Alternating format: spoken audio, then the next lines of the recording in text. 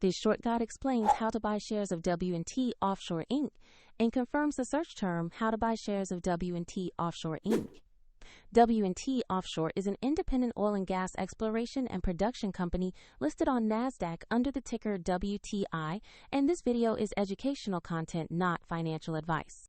To trade, you need a brokerage account, and I will use eToro as an example to demonstrate the process. After registering, you must verify your account, typically by uploading an identity document, and you will need to add funds before you can place a purchase. Use the platform search bar and type the ticker WTI to find W&T Offshore Inc.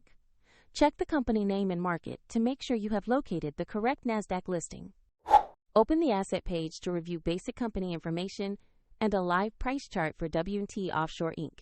Confirm the page shows NASDAQ and the ticker WTI, so you are viewing the correct stock. To place a trade, click Buy.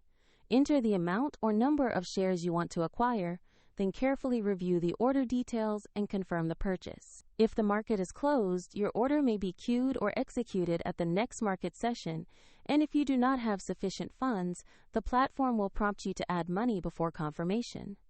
After execution, your new position will appear in your portfolio view where you can monitor it.